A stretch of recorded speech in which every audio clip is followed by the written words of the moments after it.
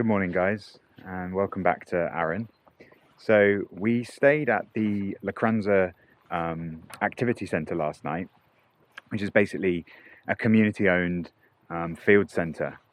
We've actually stayed there once before, but we didn't think that they were taking bookings.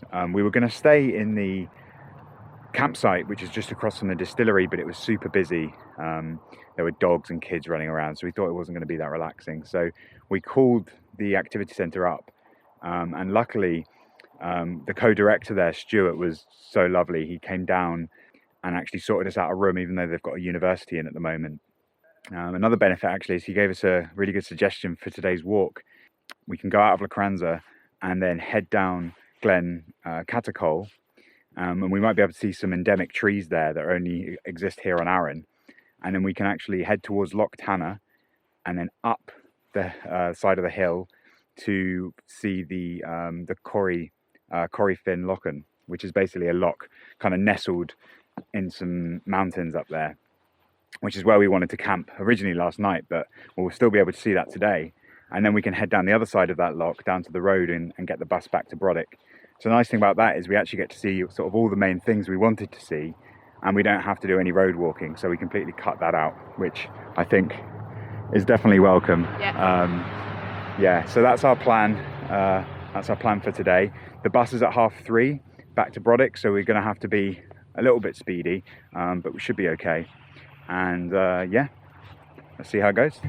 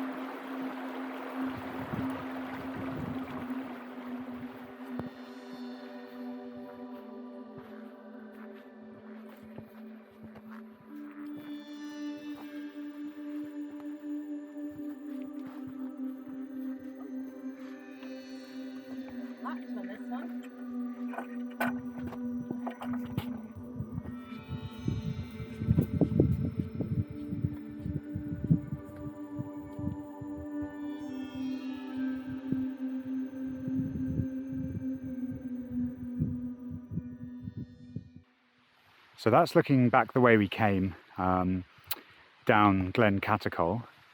The other direction is up towards Lochranza. What we want to do is get to the Coire-Fhionn Lochan, which is over this ridge here. So you could in theory just go straight up and over, but what we've been told to do is a better idea, is to keep going up the glen and gaining elevation, and then going back on yourself and accessing the Coire-Lochan from, I think, this green ridge here. So yeah, that's our plan, just so we don't have to kind of go up this scree covered slope. The other way is probably just a little bit simpler, even though you're having to do a little bit of backtracking.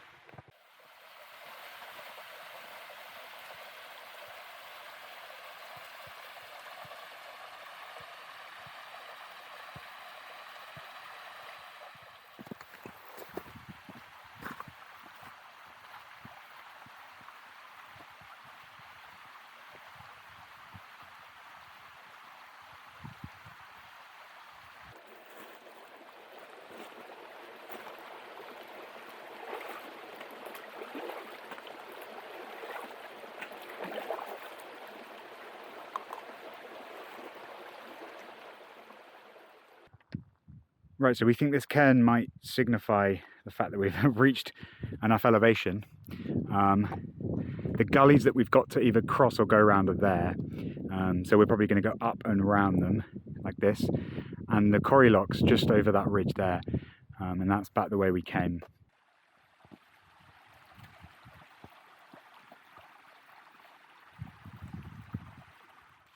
So about a quarter of the way up, we found a little path that seems to be cutting through the gullies.